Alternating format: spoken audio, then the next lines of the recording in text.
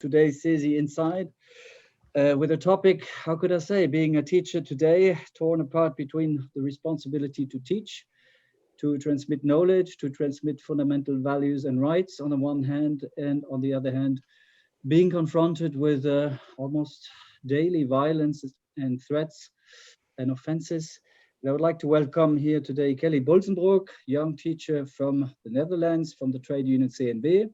I would like to welcome Bernd Sauer, honorary president of the Teachers Association of Baden-Württemberg, and Luc Vihet, president of the SPELC in France. We're having, of course, not only the issue of daily violence, as I said, against teachers, but we are in the context of general threats and terrorist attacks. We had terrorist attacks in Dresden.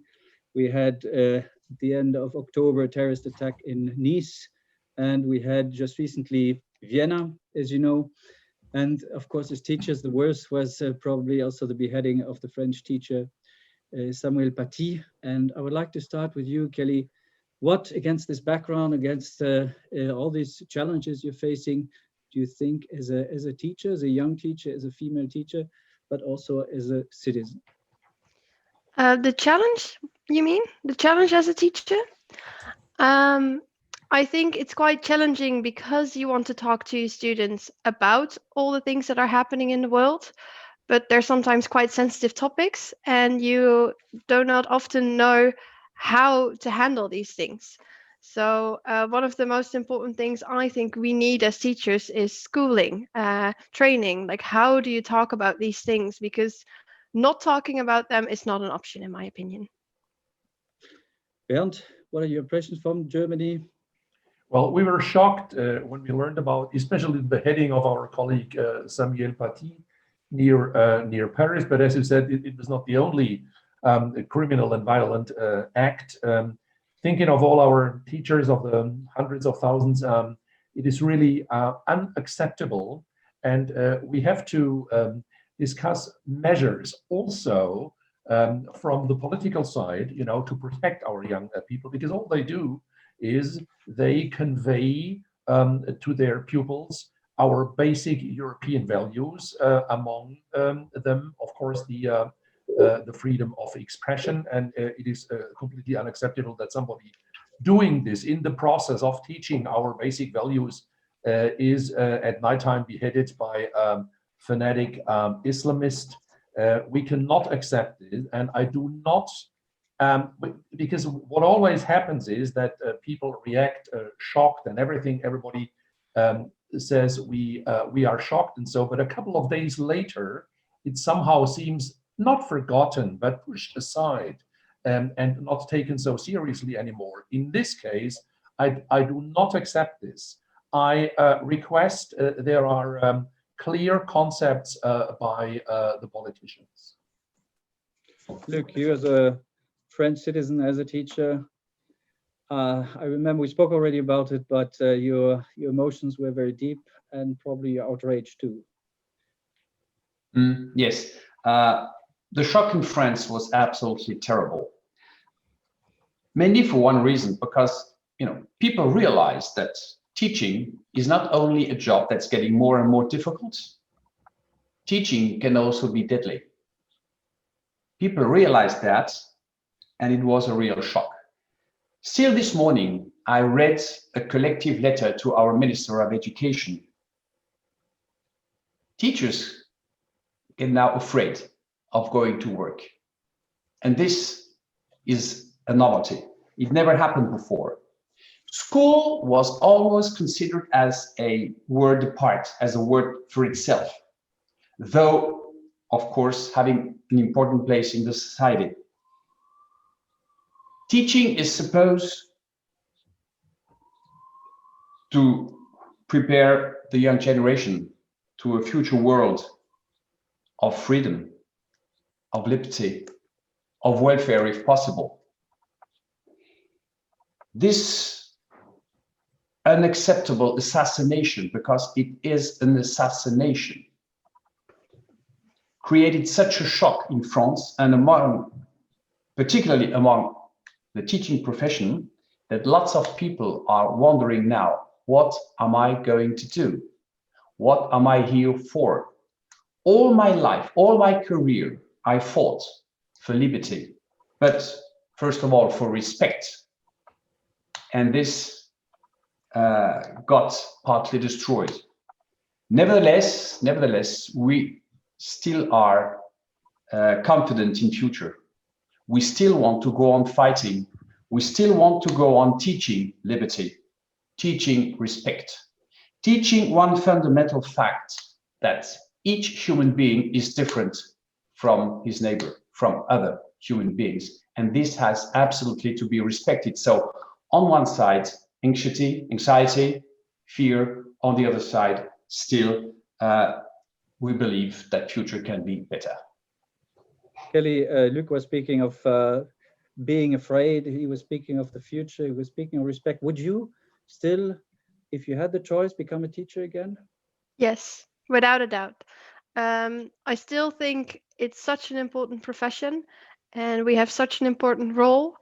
And even though in the Netherlands also a lot of teachers were scared because of what happened, especially since only a couple of days after it happened in France, a teacher in the Netherlands went into hiding because basically about a misunderstanding, again about a cartoon. But this cartoon was up in the classroom already for years, but it was misinterpreted by the students. And because of what happened in France, it kind of sparked the attention to it. And in the Netherlands, a lot of teachers were also afraid, especially since it now happened even closer to home, because France feels close to home. It's only, it's still in Europe, so it doesn't feel like, on the other side of the world. And then it happened here. And that was quite scary. And it was all over the news, and it basically sparked the attention, like, what do we have to do as teachers, and what can we do, what are we allowed to do? And funnily enough, it also came together with a conversation in politics about social sciences and the importance of it. So a bit of a coincidence, but not a very nice one. We have been speaking a lot, Bernd and Luc, it's about the valorization, the respect for the teaching profession, for the teachers. And Luc, you've been mentioning how fundamentally important the role is, not only, for those being taught, but also for the society as a whole. If we really truly value the teaching professions, who are defining basically how the future generations will be, what has to be done and by whom? Maybe Luc, if you could give us a short statement, and then Bernd. Yes, I'll try to be short. One thing has absolutely to be revalorized, as you said. It's the authority of teachers. A teacher is not just a person who comes there to teach English, French, German, mathematics, physics, and so on.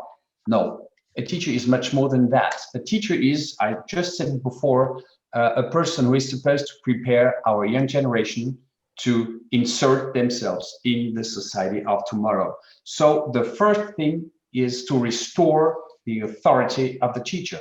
Authority being the fact to bring people higher, like auction. An auction is the one who gives the most wins. Authority is just, it's not power, it's not a mean. Authority is the way you can bring young generations to be better. So this is, for me, one of the fundamental aspects. And of course, if the teachers are not respected, by their own government, by decent salaries, decent consideration, and so on, the population will not respect teachers. A few words, Bernd. But we have got to go a bit deeper, I think, even, because our teachers represent and spread, so to speak, our basic values and our laws. And as for my country, is the famous Grundgesetz, our constitution, what it's called constitution in other countries, and this is not debatable. The problem we are talking about is about, it has been mentioned before, variety, being different, to tolerate other people's beliefs. I mean, democracy. We do not all think alike, and especially when it comes to religion, there are so many different denominations. For example, already within the Christian belief, but also now with so many people of Muslim belief in France, as in Germany and also in other European countries, this question of tolerance and a definition of the freedom of religion must be discussed and focused on. Of course, we guarantee everybody can believe what they like, but everybody has to respect everybody else's belief. Where would you think working conditions or pay could be improved in order to reflect A, the authority of the teacher, and B, the respect for the teacher? I spoke about salaries, but it's not a matter of money in itself by itself. No. A salary is just a sign of the consideration you have from your government. That's all. It's not more than that. And I heard, well, only once, I want to be honest, but I heard once in my career, the father of one of my children, of my pupils, who told me, hey, you over there, I earn a lot more than you. So, okay, please don't come and bother me with my son's difficulties at school. It's maybe just an example, but it's nevertheless the sign of the little consideration that teachers get in France. In France, there are almost, well, a little bit over 900,000 teachers. So we can understand that it costs a lot of money to the governments, but nevertheless, it's a choice. It's a political choice. Either you consider that education is absolutely important for the future of our society and, okay, you inject the necessary money, or you consider it secondary. And then it's the open gate to every abuse. And that's a little bit what's happening nowadays in our countries, not only in France, but in France particularly, a huge lack of respect. And a second sign of this situation is that there are 3% less candidates this year to the contests to get a teacher than last year. So, in 10 years, it's 30% candidates less. It's a very, very embarrassing situation. So that's what I meant. The respect for the educational system, the respect for the teacher, the respect of authority in general is something absolutely important in my eyes. And Bernd, if you would identify, let's say, the element because we notice there's a discrepancy between, on the one hand, the need to have more respect and valorization of the teacher's profession. We're aware of the fact that teachers have a fundamentally important role to play, not only, as I said earlier, for the pupils, but for the society as a whole. At the same time, Kelly was saying there is sometimes a clear situation, and Luc was adding to that also, where signs of lack of respect. Why do you think our society, maybe globally speaking, including pupils, parents, media, politicians, is a little bit hypocritic when it comes to say, on the one hand, teachers are fundamentally important, on the other side, is not valuing enough teachers or the professional teachers? What would be your opinion? Well, if I may say something, our today's youth and children and adolescents, they often experience in their families an extremely liberal situation whereby they seem to be allowed almost everything. If you think of the consumption of films and modern media and so on, whereas the teacher often exerts some sort of pressure to young people. You have to do your homework, you have to be well prepared for a class test, and you have to do your exercises and so on. And this creates pressure, and there is a gap between these two, and a tension. This creates tension, and therefore more and more young people lack respect of their teacher, and they question the teacher's authority, and they question the requests the teacher has to make in order to ensure a good school career and a good preparation for life. This seems to be a real problem. So a super liberal education at home, whereby where the kids are allowed, as I said, almost everything, versus a school where a certain amount of discipline and self-discipline is requested. This is also a very basic problem, I think. One of the final comments I'd like to hear from you, because of course we're trade unions as such, we are standing, at least in my understanding, for respect and for respecting our members, defending our members, but also, as I always say, our role is also somewhat to be a societal stabilizer. And I would like to have from the three of you a very short final comment and an address to the CESI community. We do have, if I may start, please, because Yes. you were talking about the Islam teachers, and we do have a novelty here in Germany. And yesterday or 2 days ago, our Minister of the Interior presented this in the news, in the 8 o'clock news to the German public mainly. We do have a new contract, a new treaty whereby Islam teachers, those who teach Islam in schools, because we are not like in France, laïcistic country, there is religious education in our schools. They are now being trained in German universities in the German language, in accordance to the German law and regulations. And they are not imported, so to speak, for example, from Turkey with a certain mission, so to speak. Now, unfortunately, a quite well-known organization called DTIP, they continue educating their own people who are often educated in Turkey and then sent here. But there is a clear movement in Germany to educate our Islam teachers according to our national and, of course, acceptable standards. My last comment would be, and also referring to what Kali said before, to tell our young teachers not to be afraid. There is no reason to capitulate and to give up. We must all stand together, and we must not crawl along because we feel confronted to what we Germans call a Meinungsdiktatur, that you are afraid to call a cat a cat. We must all agree that we are not afraid of naming a cat a cat. We must not give up or give in, and we must not be afraid, and we must stand together to defend our basic European principles, because you see, on this continent, a lot of blood was shed throughout the centuries to acquire the standard in law and respect which we have today in our European countries. This cannot be questioned, and we will not accept any demolition of our European values.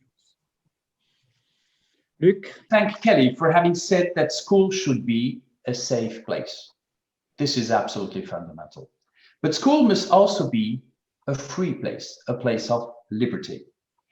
In my opinion, no violence whatsoever can be accepted, psychological, physical, sexual, moral, or verbal violence has to be expelled from everywhere. To reach this ambitious objective, education through teachers is the best, if not the only way to prepare a society for tomorrow, which can live in liberty, in safety. So I want solemnly to tell our governments, our leaders, please do not spare on the education. Just the contrary, invest into education. Okay.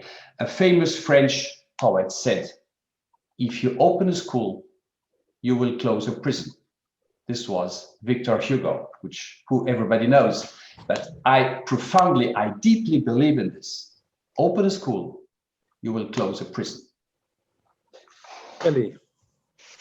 Well, first of all, I agree, of course, with what my colleague said, and thank you for your compliments, Luc. But I would like to start by telling all my fellow teachers and colleagues that please don't be afraid to talk about difficult topics. And if you don't know how, ask colleagues, ask your manager, ask for training. Never be afraid to not talk about these things, because if you as a teacher do not talk about these things, some of your students might never talk about these things. You as a teacher can create the environment to ask questions. And if your students feel doubt about something or are afraid that something is not right, and they have a safe space where they can ask questions, then you might be able to start a conversation and might be able with each other, not just you as a teacher, but with your entire classroom, to look from each other's point of view and learn from each other. And what I also think this is about, and what I think is very important, what I especially notice as a teacher in vocational education, is that diversity amongst the teachers is also very important. Students need someone they can look up to and someone they can understand. So, of course, it's very important to look at that as well. And if I may add as a final word, also ask the trade unions. We have adopted a manifesto some years ago for the protection of the teachers in Europe. Please read it. I wish you, Kelly, you, Bernd, and you, Luc, all the best as citizens, as teachers, for the fundamentally important role you're playing. And Kelly, especially for you, all the best now for a long, bright future as a teacher. Thank you very much for being with us, and take care of yourself.